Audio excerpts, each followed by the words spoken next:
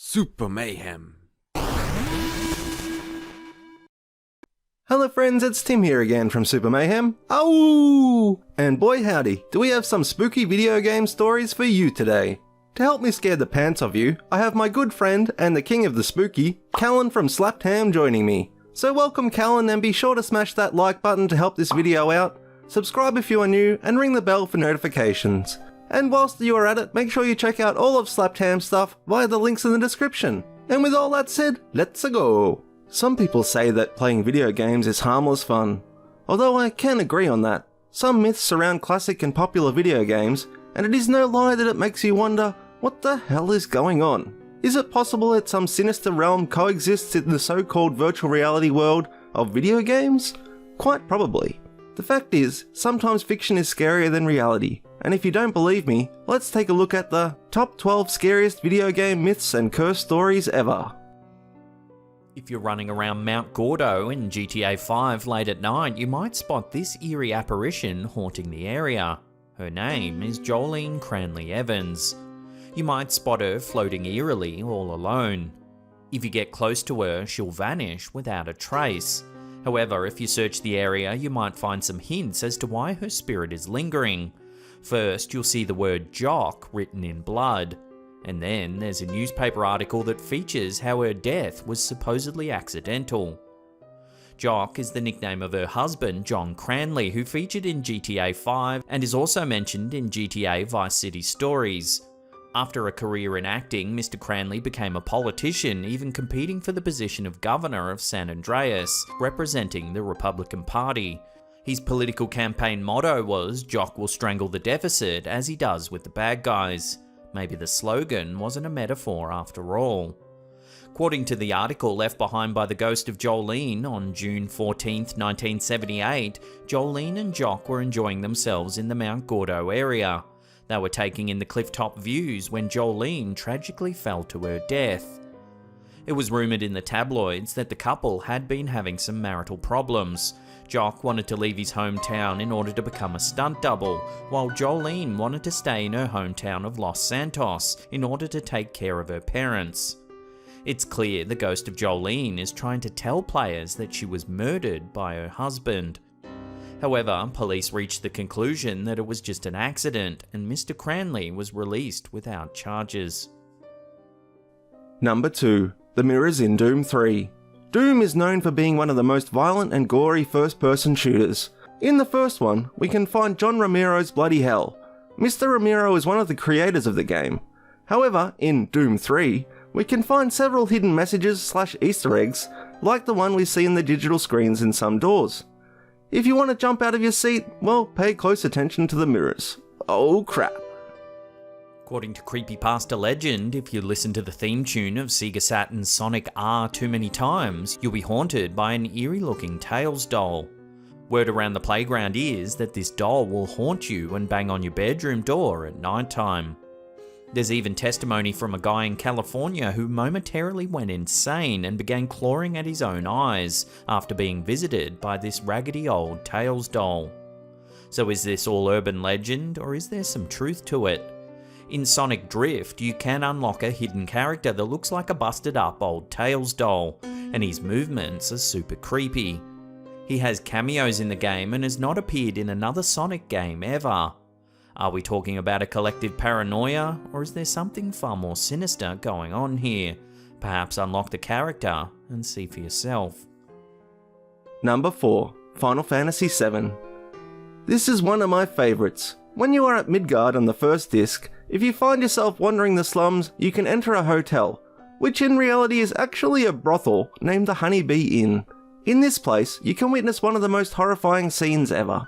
When you are in the lobby and playing as Cloud, you can look through some peepholes of the hotel rooms. If you go to the room in the lower corner at the right, you can find the luxury room called Queen's Room, and you witness something that can be interpreted in two ways. One, either it is a private meeting of a satanic sect, or two, someone is fulfilling a deprived sexual fantasy. Either one is weird enough. See, you observe someone delivering a prophetic manifesto. It is the curse of Satan resurrected, or something along those lines. And then this person speaks about the Queen and perfect times. Then you can listen to people whispering, and apparently they represent the Shinra company. Does this mean they're talking about Sephiroth? Sure. Thing is, I would never go into that place on my own. In the now obscure but kick-ass Sonic CD, you can find a really scary hidden message. In the title screen, press down, down, down, left, right, and a secret menu will appear. It gives you a chance to listen to the sound test and some music. Then you need to introduce the following exact combination: 46, 12, and then 25. If you do this correctly, a message in Japanese will appear on your screen. In English, it translates to Infinite Fun, Sega Enterprises, Majin. So it means that someone named Majin allegedly created Sega. However, Majin actually means devil in Japanese. Masato Nimishura, the creator of Sonic CD, has stated that it's only a nickname, but make no mistake, they're trying to fool us. These hidden messages are very weird, and you can see Sonic wearing a sinister mask while you listen to some very creepy music. Number 6. Psychonauts. Oh, this one scares me just to think about it. This is a very popular game for kids, but it features a horrendous scene that should make it rated R. The game deals with some characters that can enter people's minds. In Mila's mind, she has a hidden room. Mila is a mature woman, and she has a book that lets us know that she worked in an orphan's house that eventually burned down. When you enter a red box, Mila will tell you that you won't like what you will find and that you should stay away, and she's freaking right out. When you get in there, you will find a hellish limbo where the roaming souls of the burned children that died in the fire will whisper for help and say things like, "Why did you leave us to die?" Or, "It is hot, I am burning." Horrendous moments. Really, this is the stuff of nightmares. Super Metroid is another classic game from the 16-bit era. However, it has a morbid, horrendous, and very cruel scene. But you need to understand the real context in order to get just how weird it is. Even the programmers of the game admitted that it was inserted to shock people. The character, named Crocomere, is ugly, but he's a harmless creature that just wants to chill in his cave alone. He's not hostile at all and will only defend himself if provoked first. The place where he resides is partially hidden and has no utility. When you find him and the sequence is activated, you can see a wall filled with spikes, and if you advance to the other side of the cavern, the spikes will move in order to crush you. So to survive, you'll have to make Crocomere move backwards, and to make that happen, you'll have to hurt him. When you attack him, he'll respond, but it rather looks like he's confused. In the end, Samus makes him fall into a lake of lava. He suffers, screams, and then his skeleton even comes after you. It's a super creepy scene that makes you feel a little conflicted about what you've just done. Poor little Crocomere. Number 8. Braid. This is one of the best platformer games because of its beautiful design, graphics, playability, and just because it's very simple but fun. It is a great adventure to go on. However, it's gained a cult of followers because its plot is not what you think. The plot is presented in different chapters, and at first it does not make sense. It's a metaphor. You rescue a princess, but, spoilers ahead, Brain's quest is kinda sinister because our main character wants to kidnap the princess, not save her necessarily. So, you are the villain. You are the bad guy. How do you feel now? There's a creepy YouTube channel called Obscure Horror Corner that has footage of a game that was allegedly released on the deep web. The plot isn't very clear, but it mentions that something horrible happened, but nobody can explain what it is. It's something secret that's not part of the game. It happened in real life, and it's a case that was never solved by the authorities. Rumour has it that this game was investigated by the FBI, as its programmer is believed to be a serial killer. At some points, you can hear a woman desperately screaming like she's being tortured. Some people say these are indeed real screams captured. And you can find some pixelated pictures that cover child homicides as well. Some people to this day still try to figure this game out, but I think I'll leave that up to the experts. Number 10. Polybius.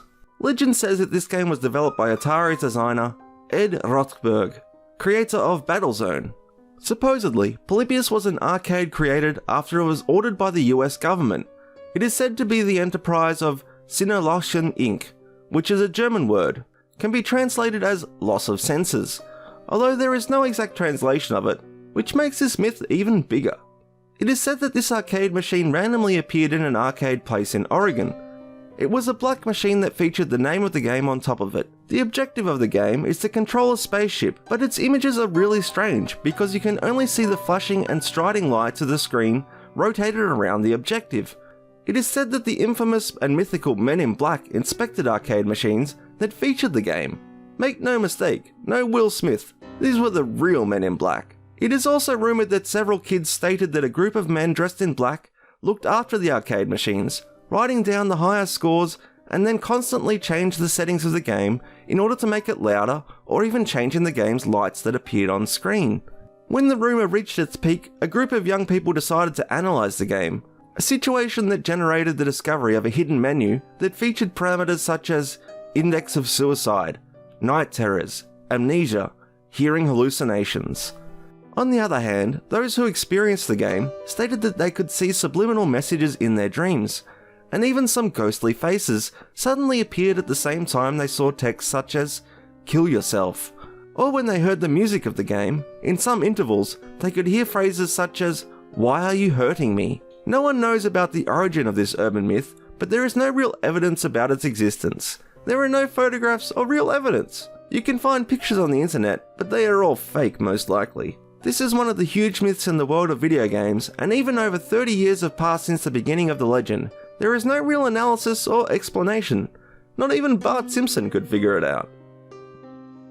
On the surface, Super Mario Galaxy 2 is a cute and polished platformer. However, hidden within this colourful and playful world is something rather unnerving. In a particular place in Shiverburn Galaxy, if you look up, you can find 3 shadowy figures that are just watching you from a distance, almost as if they're on the edge of the galaxy. It doesn't matter where you move, they'll keep staring at you. You can't communicate with them, and no one cares to mention them further in the game. These entities appear in the Shiverburn Galaxy, although some fans allegedly say they've found them in other areas too. So who are these strange and dark entities? There are some fan theories. Some think they're aliens or even giants from Majora's Mask. Keep in mind that there's a demon in Majora's Mask in the Ikana Valley specifically. He's the final boss that lives in the moon, and he tends to appear in the sky. However, the truth is that these entities are ghosts in Japanese folklore, so why on earth have they included them in a kid's game? We'll leave that up to you to decide. Number 12. The Haunted Cartridge of Majora's Mask. Because I do not want to meet with the Tails doll or any spectres from the previous games, I'm going to tell you about the scariest video game myth or curse, or whatever you want to call it. So here is the story. It all began when a kid received as a present the Nintendo 64. This guy did not have many economic resources, he only wanted to play frickin' video games, so he decided to buy used cartridges. The day after he was given the console, he walked into a garage sale hosted by an old man, and there between the furniture, the lamps, carpenter's stuff and more useless things, he found Majora's Mask. According to the story, the old man didn't look very trustworthy. There was something weird and sinister in his face, and some of his gestures and the look in his eyes were just eerie. So the boy took a chance and bought the game. It was a kind of worn-off label which had the name Majora written in red on a black background. Supposedly the red colour is blood, but who knows, the nightmare just began. When the kid put the game into the console, and after some minutes of playing, he noticed that it was probably a beta version of the game because there were some mistakes in textures, nothing really important, everything seemed to be okay. But the thing is that there was an available saved game, although not finished, under the name Ben. But our guy decided to start a new game under the name Link, which is after the character named Link, the real protagonist. When he started playing it, he noticed that everything was normal and he advanced pretty much by the story, until he noticed that sometimes the character's name turned from Link to Ben, something that could be considered as a logic and perceivable pattern. This kid knew a thing or two about programming, so he thought it was a bug and decided to delete the Ben file to just avoid any future bugs. But that's when things started to become ugly and creepy. Our kid noticed that the music started playing backwards, some really weird dialogues appeared on screen, and several subplot situations that did not have to do with the plot started to develop. Some glitches began to appear and he could hear some macabre, evil laughs, and this was happening over and over again. All hell came down when the game auto-restarted itself and created an archive under the name Drowned. Then a character named Skull Kid, an antagonist in the game, started to appear all over the game, and he killed our kid's character every single time. So that's when the Link character began to violently shake in the likes of The Exorcist, and he even appeared as a drowned Zora, even though Zoras can breathe underwater. All the aforementioned things were very disturbing and frightening. So our kid thought about getting rid of the game, but he did not because he was so damn curious, and he was just fascinated by those sinister visions that appeared on the screen. He enjoyed it big time, and his angst increased when he noticed that the Ben file kept returning, and every time that Skull Kid killed him, at the same time that he listened to the backwards music and evil laughing. What the hell? When our kid went to the old man's house to seek answers, neighbours told him that the old guy used to live there, but he actually moved after the garage sale. The neighbours also told him that the guy named Ben used to live there, but he had drowned 8 years before. Our kid never played the game again, but he also never went to the ocean because he's just too afraid of that Skull Kid and if he will come after him and kill him. Anyway, that's it for today, my friends. I really hope you enjoyed these spooky video game tales. Many thanks to Callan for helping out today. Make sure you go out and check Slaptam's videos and other socials. You'll probably need some new pants though if you go too far down the rabbit hole, but it's a great way to spend Halloween.